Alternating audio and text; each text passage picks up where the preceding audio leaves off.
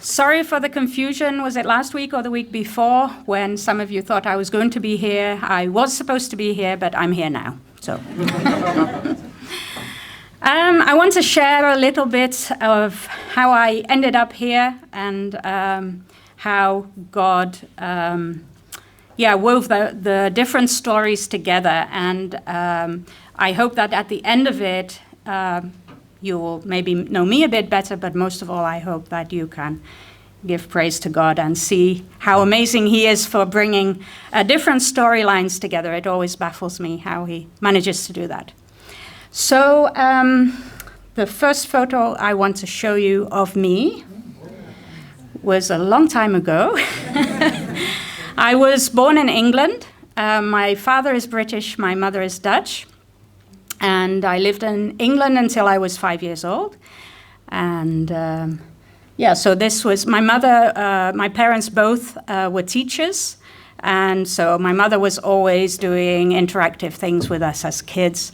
And the next photo shows the artwork that I produced here. I believe it was a dragon, but I'm not completely sure anymore. When I was 5, we moved to the Netherlands, lived first in Zwolle a couple of years, and then we moved down to the most beautiful part of the Netherlands, which is the southwest, Zeeland, where all the water is and all that. We definitely have to have an excursion there sometime. So I have 2 younger brothers, and my family is a Christian family, so I think I've always believed in God. I've always known that God existed. And when I was 14 years old, we were invited to a film night organized by Open Doors. And Open Doors is an organization that supports the persecuted church in various parts of the world. And there was a film night. And there was a film shown about a Chinese lady who basically suffered persecution, but through that, it strengthened her faith in God, and it made her even more motivated to keep going. At the end of the film, the Open Doors man shared a little bit of his testimony and then invited whoever wanted to have Jesus be king in their lives to stand up. And my brother, who's almost 2 years younger than me, and I were attending this, and we both stood up at exactly the same time. We didn't realize we were going to do that. And that, for me, was the moment that I realized that, yes, I believe in God, but actually I want Him to be the most important person in my life. And I guess you could say that was a moment that I gave myself to God. Around that same time, a bit later in the year, I had to make some choices for, don't mind it, don't worry, I'll phone later. I had to make some choices at school. You have to choose all kinds of things in the Netherlands, which subjects you want, which direction you want to go, what you want to be when you grow up, and that kind of stuff. So I was just thinking about this, and I'm generally a very emotional person, but sometimes I can be very analytical. I don't think my husband believes me because he's way more analytical than me, but anyway. And so I remember sitting down, and I actually have the notebook from that time still, and just kind of analyzing, okay, who am I? What am I good at? What do I think maybe God wants me to do? And just looking at the things I enjoyed, the things that I'm good at. And I noticed that I love languages. I love doing French and Latin and Greek and those kind of stuff. And I also was very aware, because I was raised bilingually, Dutch-English. At that time, the main Bible that I normally used, even though there were 1 or 2 other more recent translations, but the main Bible that I used was the 1951 Dutch translation. And even that year is a bit misleading, because basically the translation was ready before the Second World War, but couldn't be printed just when the war started. So it's actually from the late 30s. And I really noticed the difference between that Dutch translation and the NIV English translation that I was using from the 70s, which really just touched my heart in a different way.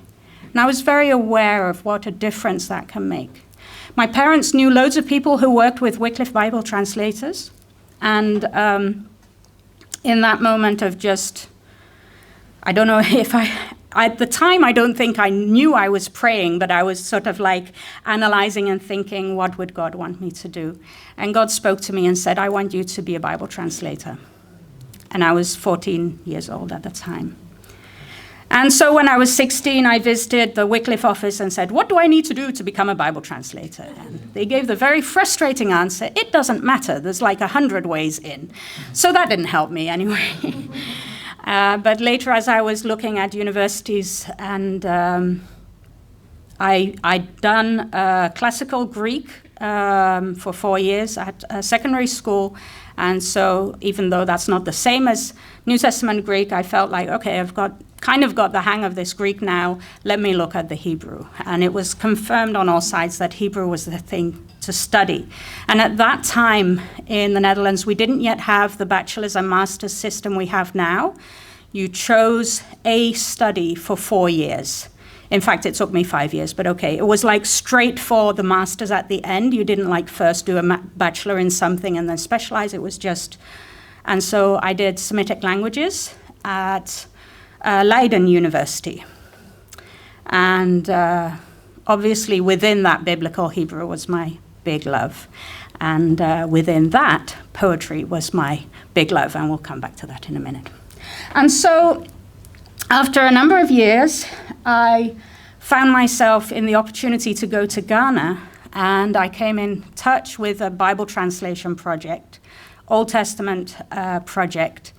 I was actually just visiting a Dutch missionary, and in very Dutch way, he helped half a morning per week in this Bible translation project. I don't think anyone in Ghana counts half mornings. It's just like maybe half a day, but that's the smallest unit of time. But anyway, so he would help from 8 to 10 every Friday morning, and that happened to be the day that I was with them, and he said, would you like to go along? He didn't know me, he didn't know what I was doing, he didn't know anything about me. And so I almost fell off my chair that I could actually go and see a real translation project. And after the allotted time came, my friend went on with his work, preparing his sermon for Sunday, and I said, can I stay until lunch? Is there anything else you have planned for me, or can I stay until lunch? He said, yeah, sure, go ahead. So I was chatting with the translators, and I said, tell me about the project. What has been going well, and what have been your biggest difficulties? And they said, what we really need is someone to help us with Hebrew. And again, I almost fell off my chair, went back for lunch with a missionary, and he said, I have never seen God's clear leading this clearly in anyone's life. You have to come back here.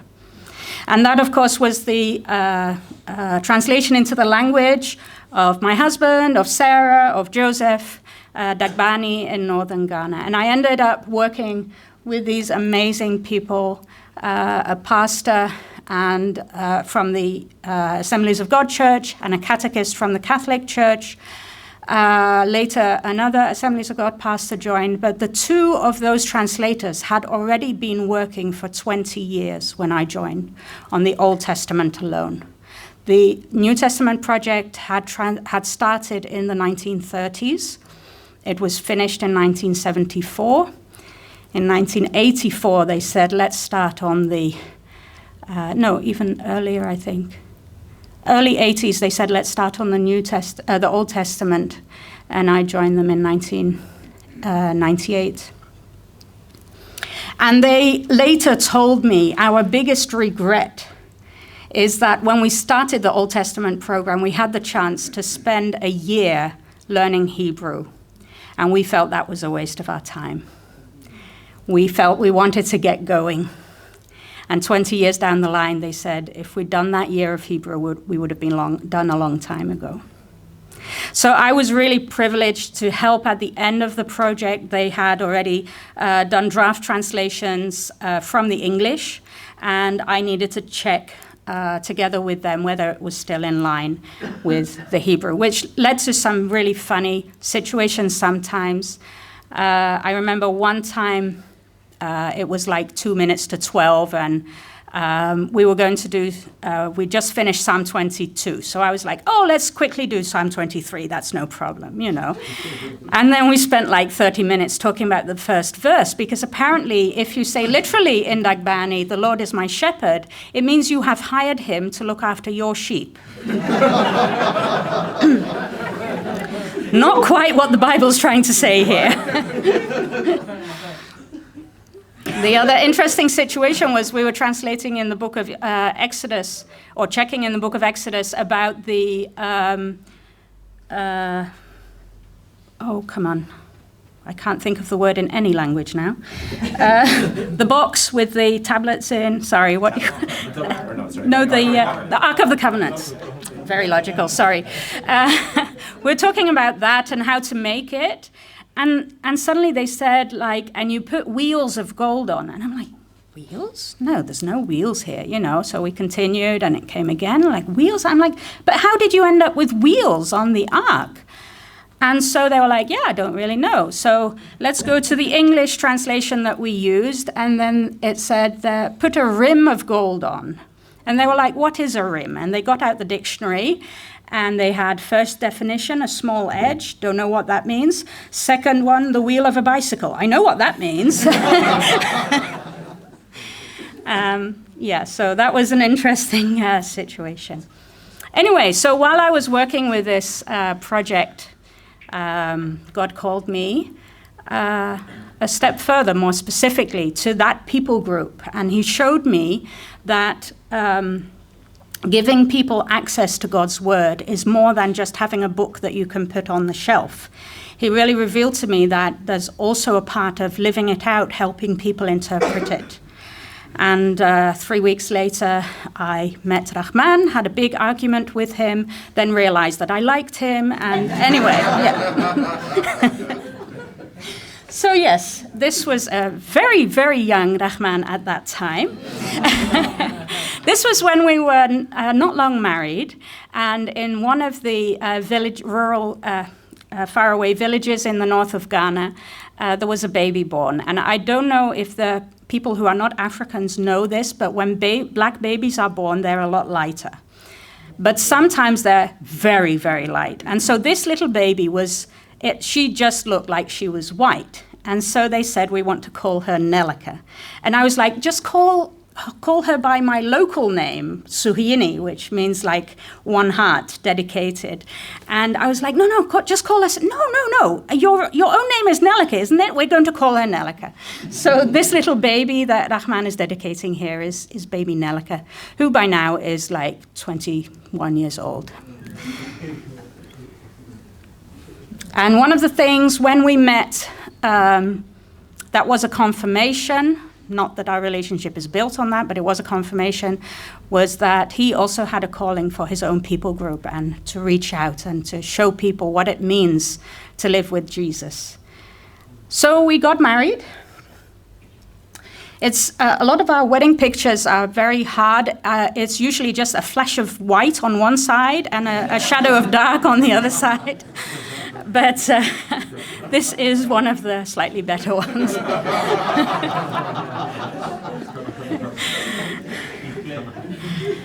And then we, after spending a year there together, we felt we should do some further studies. And just before I went to Ghana on the fateful trip, when I met Rahman, we met Phil and Linda Gottschalk, who came to our church in Voorschoten. And we stayed in touch, and Phil said, why doesn't Rahman come and study at Tyndale? And so that's what we did. We came.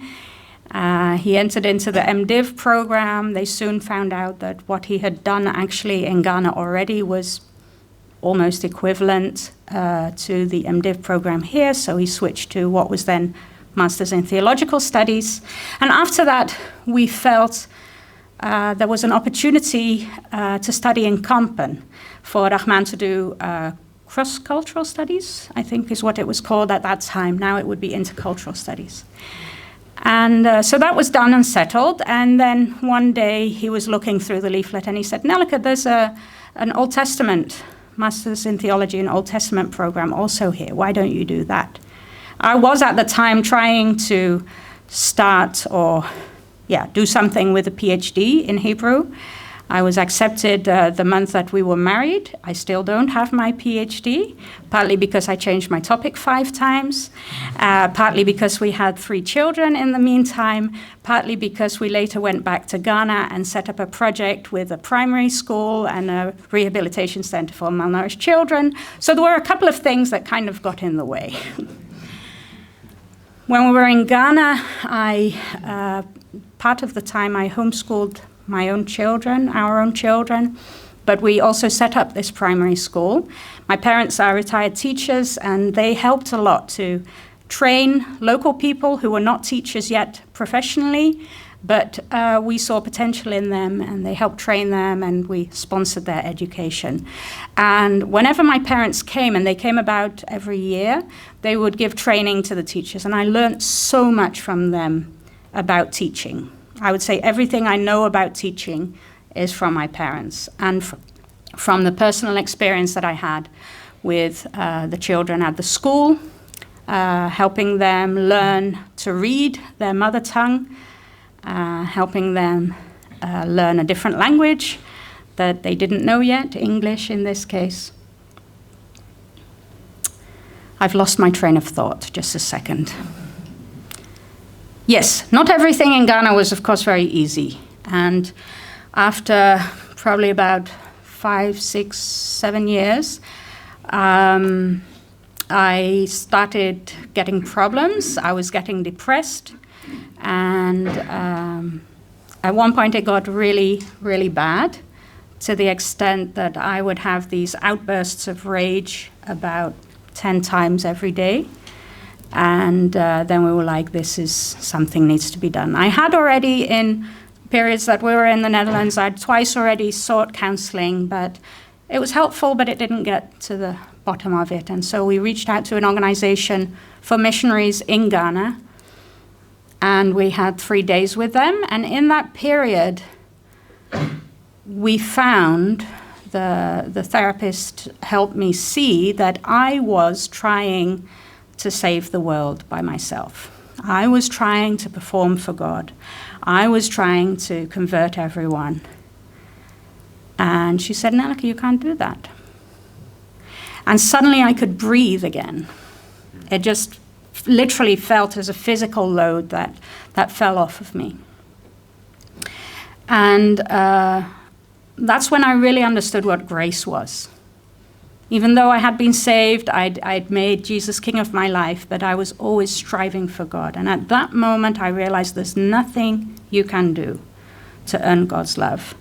In fact, every best thing you can do is still nothing for God. But that's the point. We cannot do it. We get it free. And that really made a big difference in my life. After a couple of years after that, things got a little bit complicated with our kids and schooling. And, to cut a long story short, we ended up coming back to the Netherlands. We'd been married for 15 years by that time, but Rahman still didn't have any paperwork. And so we felt at that point that God was going to give us paid jobs, and so we told all our supporters, thank you very much, but you can stop supporting us. Thankfully, some of them didn't stop. But I started working at Specsavers, because that's what you do when you study Hebrew. We down in the southwest of the Netherlands, you can't get any money with your Hebrew. So I had to do something else. And Specsavers was looking for someone to do with hearing aids, help people who had hearing problems. So I retrained and did that. And that was God's provision, because that way we could do Rahman's paperwork. I got a 1.5-year contract, which is something that doesn't exist in the Netherlands, especially after you've spent 15 years abroad. But that was exactly what we needed. After about 2 years of this, I was beginning to get uneasy. I'm not the kind of person who likes to do exactly the same thing every day. And by then, Rahman had the chance to get back involved with Tyndale again. And we also had the opportunity to get back involved with our mission agency, Frontiers, who had sent us out all those years that we were setting up the school and that kind of stuff. Frontiers is an organization that has a focus on Muslims. 2/3 of the unreached peoples in the world are Muslims. And, well, of course, we personally have a heart for that due to my husband's experience, but that was really a passion that God had put on our hearts. So it seemed logical to get back involved with the office here. And one of the things I was involved with was a prayer project, mobilizing churches to pray for unreached people groups. And I hope maybe another time I can tell you more about that. But that is a big passion of mine, to intercede for the unreached. And we attended a weekend that Frontiers organized for people who were considering going into mission. And so we just went through the program, and one of the first questions was, what is the passion that God has laid on your heart? And I thought, it's not Specsavers. It's okay, it earns the bills, oh, it's nice, but it's not my passion. And then the next question was, what is your passion? I started praying, and unreached people groups really became a huge burden. And then the Bible translation came back. A few months before that, we'd had a service in church where the speaker had invited us to come forward to the cross. There was a cross standing in the front, and said, if you have doubts, questions for Jesus, just come. And I came and I knelt down and I said, Jesus, I don't understand. Why am I tuning hearing aids now if you called me to be a Bible translator? And God gave a very funny answer. He said, Nelleke, you know you like rainbows? He said, every color is a different color, but we've come to the end of the rainbow now. And we're going to go back to the beginning again. And that really was a confirmation to me that the Bible translation would come back. So we set aside a time of prayer. God, what do you want us to do? Do you want to go further with this hearing aid stuff? Do you want to use it to open doors into different places? Or have you got something else for us? And time and again, confirmations came. No, it's time for something else. This was a temporal thing. Just after we'd finished that period that it was clear to us something else is coming, Frontiers contacted us and said, would you consider joining our management team and moving to Zaandam? And we said yes. We told our church elders about it and said, what do you think of this? They said, we don't want you to go, but we do think this is what God is asking you to do.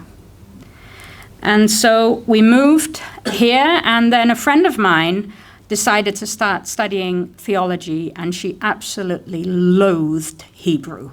She said, I do not understand it. It's just like maths, and I hate maths. And she could not do it. And I said, Renske, can I help you with that? She said, no, you're so busy. I said, I have this promise from God, and I want to try out whether this is an option. She said, in that case, yes, please. And she failed again, and she failed again, and the third time around she passed. And for me, that was a confirmation, yes, something is coming back with the Hebrew. And now we are here. And I absolutely love working with you guys on the Hebrew. And I hope it's helpful to you. I think it is. But at least we're having loads of fun. And I think that's just as important. I want to close with a very short Hebrew thing. And I won't ask you to read it or translate it or pass it or whatever. Don't worry. It's not from the Bible. It's from a Jewish poet in the 12th century, Yehuda HaLevi. And he lived in Spain at the time, and he wrote a poem called God, Where Can I Find You? Where shall I find you? And there's this 2 lines in the poem, and I love those. And I think they could be from the Bible. And the meaning is, as I am going towards you, I find you already coming towards me. And I love it just for the meaning alone. But then if I look at the poetic stylistics of it, you've got in the first word, you've got the root yatsa, and in the last word, matsa. You've got the likrati, likratcha. You've got so there's this chiasm going on like that, but there's also the parallel with betzeti, likrati, and likratcha, and matzaticha.